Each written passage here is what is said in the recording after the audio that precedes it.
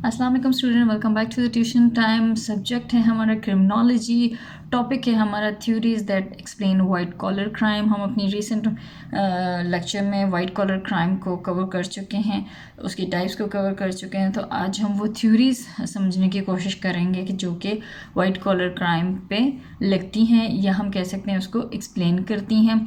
इसमें हम differential association theory को देखेंगे, इसमें हम मार्क्सिस्ट और क्रिटिकल क्रिमिनोलॉजी के कॉन्सेप्ट को देखेंगे। धन हम इसमें एनॉमी मर्टन की जो थ्योरी ऑफ एनॉमी है वो चेक करेंगे और फिर हम इंडिविजुअल चॉइस पे बात करेंगे।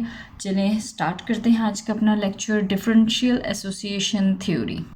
इंट्रोडक्शन की तरफ मूव करते हैं। तो क्रिमिनोलॉजी में जो डिफरेंशियल एसोसिएशन की थ्योरी है वो हमें दी है एडविन सुथरलैंड ने। इसका जो मेन कॉन्सेप्ट था वो सोशल लर्निंग थ्योरी पे बेस्ड करता है और सुथरलैंड आर्ग्यू करते हैं कि जो क्रिमिनल बिहेवियर है वो हमारी जो सोशल सेटिंग है, यानी जो हमारी सोसाइटी है उस सेटिंग में रहते हुए सीखा जाता है।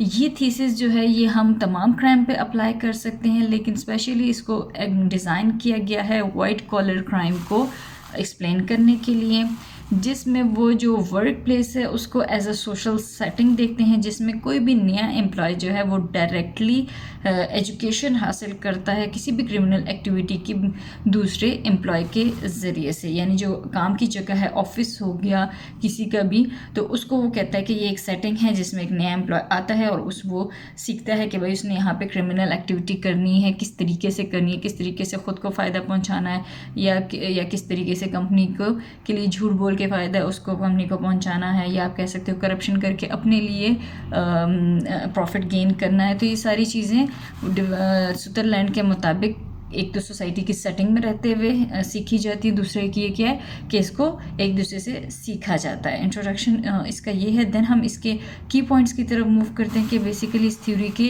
की पॉइंट्स क्या है हमारे पास। जो the principles of Sutherland theory of differential association R S following. One by one हम इनको अब देखते हैं कि क्या प्रिंसिपल या क्या की पॉइंट्स हैं हमारे पास differential association theory according to Sutherland. अच्छा जी, पहला पॉइंट है कि क्रिमिनल बिहेवियर जो है उसको हम दूसरे इंडिविजुअल से लर्न करते हैं, यानी एक बंदा दूसरे बंदे से क्रिमिनल बिहेवियर सीखता है। ठीक है, आसान सी बात है, समझ आ गई। नेक्स्ट है कि भाई जो क्रिमिनल बिहेवियर है इसको हम सीखते हैं in interaction with other person in a process of communication. जब हम इंटरेक्शन करते हैं, यानी अगर हम वर्क प्लेस को लेते हैं, तो जब एक एम्प्लॉय दूसरे एम्प्लॉय से बात करता है, कम्युनिकेट करता है, तो इस दौरान वो क्रिमिनल बिहेवियर को सीखता है। जो प्रिंसिपल पार्ट है लर्निंग का कोई भी क्रिमिनल बिहेवियर सीखने के लिए, वो आपके जो इंटीमेट पर्सनल ग्रुप्स हैं, यानी आपके जो कोलीग्स हैं, या आप कह सकते हो कि आपके जो फ्रेंड्स हैं, जो आपकी कंपनी है, जो आपके पर्सनल ग्रुप है, जिनमें आप कह सकते हो ना कि हर तरीके से बात कर सकते हो, हर तरह की बात कर सकते हो, दूसरे से डिस्कस करते हो, उसी ग्रुप्स के बीच में आप क्या ये क्रिमिनल बिहेवियर लर्न करते हो। जब क्रिमिनल बिहेवियर लर्न हो जाता है तो इसमें क्या क्या चीज़ें वो सीखते हैं, टेक्निक्स सीखते हैं कि हमने क्राइम जो है वो कमिट किस तरह करना है।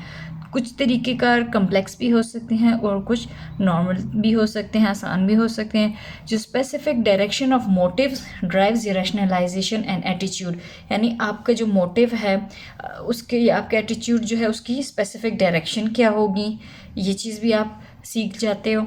जो स्पेसिफिक डायरेक्शन है मोटिव्स की या ड्राइव्स की, उसको आप इस डेफिनेशन से सीखते हो कि जो लीगल कोड्स हैं आप कोई एक्ट करते हो कि यानी आप एक तरीक़ाकार उठाते हो कि मैंने इस तरीके से क्राइम करना है, तो आप उसके लीगल कोड्स पे देखते हो कि फिर इसके जो लीगल कोड्स हैं वो कितने फेवरेबल हैं और कितने अनफेवरेबल हैं। एक पर्सन जो है वो डेलिक्वेंट इसीलिए बन जाता है क्योंकि जो फेवरेबल की जो डेफिनेशंस हैं वो एक्सीड कर जाती हैं और the definition of unfavourable to violation of law. यानी इस पॉइंट का मतलब क्या है, आप डेलिक्वेंट तभी बनते हो जब आपको पता लगे कि मैं ये काम गलत कर रहा हूँ, लेकिन आपको इसके हक में इतनी ज़्यादा वजूहात मिल जाएं कि ठीक है कि आप ये काम जो है ना, अगर आप इस लॉ को वायलेट करोगे तो बंदे कहते हैं ना कि आपको पीछे थप्पी देने वाले लोग हों कि भाई कुछ भी नहीं होता, इसमें आप नहीं पकड़े जाते हो, ये कोई क्राइम नहीं है, ये बस फॉर्मेलिटी है। इस टाइप की डेफिनेशन जब आपको मिल जाती हैं तो आप फिर क्या करते हो, डेलिंक्वेंट बन जाते हो। आप एक काम कर रहे होते हो, वो होता गलत है, लेकिन आपको लग नहीं रहा होता कि मैं कोई गलत काम कर रहा हूँ, क्योंकि वो आपको उसकी फेवरेबल डेफिनेशंस आपकी इतनी ज़्यादा आपको मिल जाती हैं कि आपको खुद भी यकीन आने लग जाता है कि ठीक है, मैं जो काम कर रहा हूँ वो गलत नहीं है, मैं कोई लॉ वायलेट नहीं कर रहा। नेक्स्ट पॉइंट है हमारे पास कि डिफरेंशियल एसोसिएशन में very in frequency, duration, priority and intensity. Differential association जो है वो उसकी फ्रिक्वेंसी भी डिफरेंट हो सकती है, उसका ड्यूरेशन भी डिफरेंट हो सकता है, उसकी प्रायोरिटी भी, उसकी इंटेंसिटी भी। यानी एक कोई भी क्रिमिनल बिहेवियर शायद बहुत जल्दी लर्न कर जाए उसकी और वो जो क्रिमिनल एक्टिविटी करो उसकी ड्यूरेशन या कम हो सकती है, ज़्यादा भी हो सकती है। अब आपकी क्रिमिनल एक्टिविटी करने की या सीखने की जो आपकी इंटेंसिटी है वो ज़्यादा है, कम है, या प्रायोरिटी आपकी क्या है, ये सारी चीज़ें जो हैं वेरी करती हैं। जो प्रोसेस है लर्निंग का, क्रिमिनल बिहेवियर का, वो बाकी कोई भी प्रोसेस आप कह सकते हैं लर्न करने का जो होता है उससे कोई डिफरेंट है। मिसाल के तौर पर कोई सोसाइटी में रहने के लिए कोई भी चीज़ सीखते हो ना, जिस प्रोसेस से आप गुजरते हो कोई भी नई चीज़ सीखने के लिए, उसी तरीके का क्रिमिनल बिहेवियर भी उसी तरीके से आप ये सीख सकते हैं। फॉर एग्जांपल हम ये कह दें कि अगर लड़कियां घर के काम सीखती हैं, किस तरीके से सीखती हैं, देख के सीखती हैं, अपनी माँ को देखती हैं, इर्द गिर्द की औरतों को ऑब्जर्व करती हैं, वो चीज़ सीख जाती हैं, एक प्रोसेस से गुजरती हैं। इसी तरीके से क्रिमिनल बिहेवियर भी है कि आप एक सेटिंग में रहते हो, इधर उधर देखते हो, चीज़ों को जज करते हो, बात करते हो, कम्युनिकेट करते हो, इंटरेक्ट करते हो और आप क्रिमिनल बिहेवियर सीख जाते हो। तो बाकी बिहेवियर्स की तरह क्रिमिनल बिहेवियर सीखना भी सेम है। तो ये थी हमारे पास डिफरेंशियल एसोसिएशन थ्योरी जो कि हमें एक्सप्लेन कर रही थी about white collar crimes. Okay, basically white collar crimes का क्या इन्होंने बताया कि भाई सीखे जा सकते हैं, एक दूसरे से सीखे जाते हैं। देन आपके जो इंटीमेट ग्रुप्स है आप उसमें सीखते हो। देन आप जब एक दफ़ा सीख जाए तो आपको टेक्निक समझ आ जाती हैं, आपको अपनी स्पेसिफिक डायरेक्शन मिल जाती हैं, आपको फेवरेबल और नॉन फेवरेबल डेफिनेशन मिल जाती हैं। फिर उसके बाद आप डेलिक्वेंट बन जाते हो और जो प्रोसेस ऑफ लर्निंग है वो बाकी लर्निंग प्रोसेस से कोई नया या अलग थलग प्रोसेस नहीं है। ठीक है, अब हम बात करते हैं मार्क्सिस्ट एंड क्रिटिकल क्रिमिनोलॉजी की। मार्क्सिस्ट क्रिमिनोलॉजी जो है ये एक डिवीज़न है क्रिमिनोलॉजी के जो कि मार्क्सिस्ट कम्युनिस्ट थ्योरी पे बेस्ड करती है। ये प्रपोज करती है कि जो वाइट कॉलर या कॉरपोरेट या मिडिल क्लास क्राइम जो हैं ये किसी किस्म का भी कोई बुनियादी नुकसान नहीं पहुंचा रहे हैं हमारे कैपिटलिस्ट इकोनॉमिक सिस्टम को। थोड़ी न्यू सी बात है कि मार्क्स साहब हमें कह रहे हैं, Karl Marx basically Marxist communist theory के बारे में लिखते हैं, ये उन्हीं की लिखाई है। ठीक है, कार्ल मार्क्स कहते हैं कि भाई जो वाइट कॉलर क्राइम है या कॉरपोरेट या मिडिल क्लास क्राइम में ये कोई भी ख़तरा नहीं है हमारे सिस्टम के लिए। इन पर्टिकुलरली वो बात करते हैं कॉरपोरेट क्राइम की कि शायद मे बी कि जो कॉरपोरेट क्राइम है वो हमारे जो कैपिटलिस्ट हैं वो अपना जो प्रॉफिट है या मुफाद है उसको मैक्सिमाइज़ करने के लिए थोड़े वर्थी हैं हमारे पास, कि इन पे हमें ध्यान देना चाहिए। कॉरपोरेट क्राइम जो कि बड़े लेवल पे हो रहे होते हैं। मार्क्सिस्ट क्रिमिनोलॉजी रिलेट करती है क्रिमिनल एक्शंस को, ठीक है, to the struggle for resources and capitalism. वो कहती है कि देखो गरीब जो है वो अगर क्राइम करता है ना, हम कहते हैं कि भाई गरीब लोग क्राइम ज़्यादा करते हैं, तो गरीब क्राइम क्यों करता है? वो इसीलिए करता है कि ख़राबी हमारे कैपिटलिज्म के सिस्टम में है।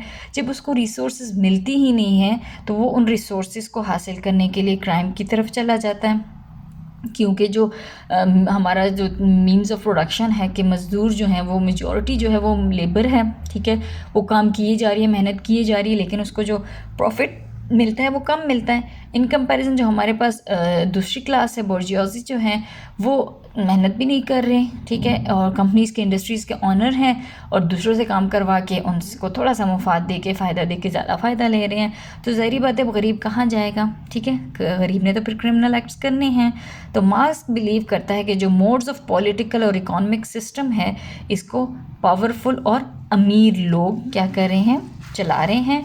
तो जो वर्किंग क्लास है वो इस दौलत से फ़ायदा नहीं उठा पाती है। जब वो फ़ायदा नहीं उठा पाती जो कि नेचुरल सोसाइटल प्रोसेसेस हैं उनके ज़रिए, तो फिर उनको वही दौलत हासिल करने के लिए क्राइम का सहारा लेना पड़ता है, क्राइम्स करने पड़ते हैं।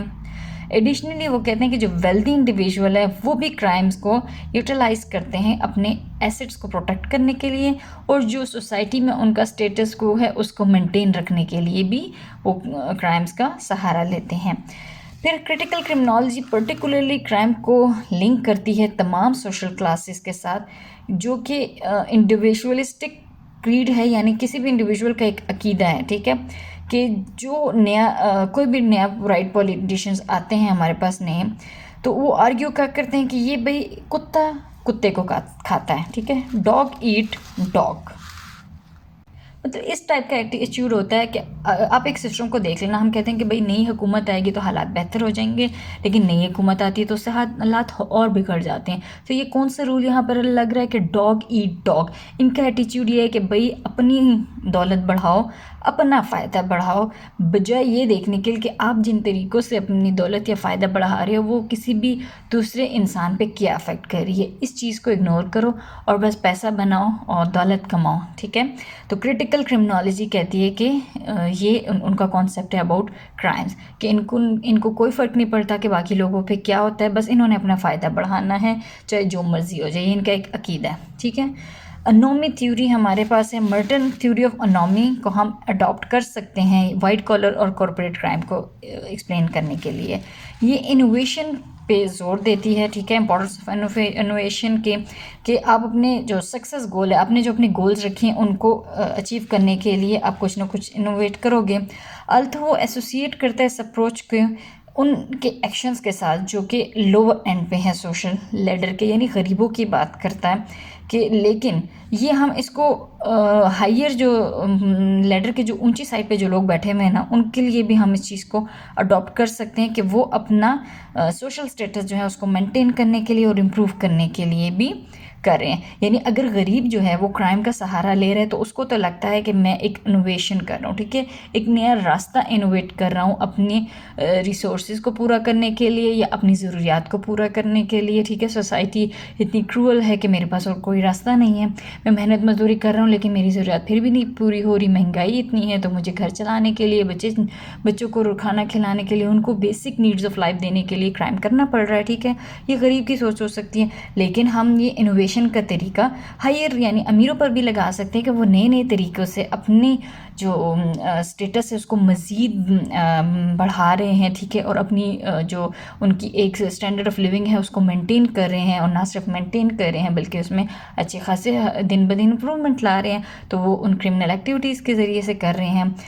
तो जो कॉरपोरेट क्राइम है उनको हम एज ए डेविएंट रिस्पॉन्स देखा जा सकता है कि जो कोई भी एक इंडिविजुअल है अगर वो किसी कॉरपोरेट सेटिंग में है और उसको कुछ गोल्स दिए गए हैं कि आपने इन गोल्स को अचीव करना है और अपनी ऑर्गेनाइजेशन का जो प्रॉफिट है उसको इंक्रीज़ करना है। अब उसके बीच में जो ऑब्स्टिकल्स आएंगे उनको दूर करने के लिए वो क्या करेगा, वो एक डेविएंट रिस्पॉन्स देगा, यानी वो कोई ना कोई क्रिमिनल तरीके से करेगा, या तो वो करप्शन करेगा या वो मनी लॉन्ड्रिंग करेगा, एम्बेजलमेंट करेगा, आपके फ्रॉड करेगा, कोई सिक्योरिटी फ्रॉड करेगा, कुछ ना कुछ करेगा ताकि वो अपनी ऑर्गेनाइजेशन को फ़ायदा पहुंचा सके, जो उसका गोल है वो उसको अचीव कर सके।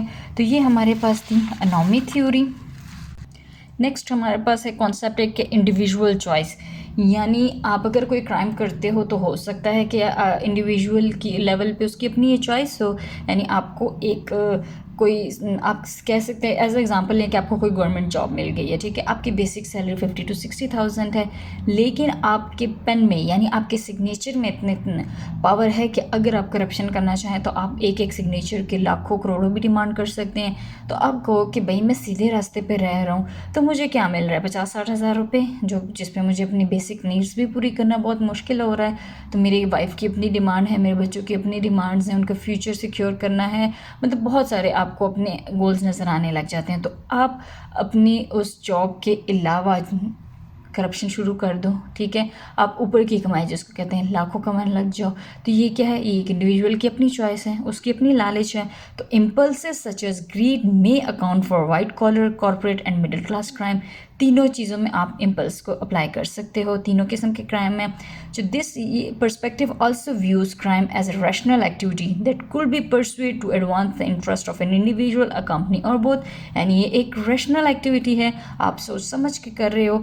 अगर आप इंडिविजुअल लेवल पे देखो तो भी आप अपने फ़ायदों को बढ़ाने के लिए आप इंडिविजुअल लेवल पे ये रैशनली कोई भी क्राइम कर सकते हो। लालच में आके कंपनी है तो वो भी अपने मफाद को देख के कर सकती है, या इंडिविजुअल और कंपनी दोनों मिलके भी काम कर सकते हैं कि भाई कंपनी को भी फ़ायदा दो, हमें भी दो और आप भी लो। यानी वो जो एक बात होती है ना कि मिलजुल के खाते हैं बैठ के, आप अपनी कमाई करो और हम कंपनी को अपना मुफाद पहुंचाओ। तो वही बात है कि ये इंडिविजुअल चॉइस पे इन हर किस्म के क्राइम पर लगती हैं। तो ये हमारे पास कुछ छोटी छोटी चार एक थ्योरीज थी जो कि हमारे वाइट कॉलर क्राइम्स को एक्सप्लेन कर रही थी। डिफरेंशियल एसोसिएशन, मार्क्सिस्ट कॉन्सेप्ट देखा हमने, क्रिटिकल क्रिमिनोलॉजी का कॉन्सेप्ट देखा हमने, मर्टन के इकोनॉमी थ्योरी को देखा एंड देन इंडिविजुअल चॉइस पे बात की। तो ये था हमारा आज का टॉपिक। होप सो कि आपको समझ आ गया होगा। फिर भी अगर कोई आपके क्वेश्चन हो please let me know in the comment section. आपसे अपने नेक्स्ट लेक्चर में मिलेंगे, उसमें हम इंशाल्लाह डिस्कस करेंगे ऑर्गेनाइज क्राइम को और कॉर्पोरेट क्राइम को। देन हमारा ये टॉपिक जो टाइप्स ऑफ क्राइम्स हैं ये कंप्लीट हो जाएगा। चलें आपसे मिलते हैं अपने नेक्स्ट वीडियो में, तब तक के लिए अपना ख्याल रखिएगा। Please like share and subscribe to my YouTube channel. Allah हाफिज़।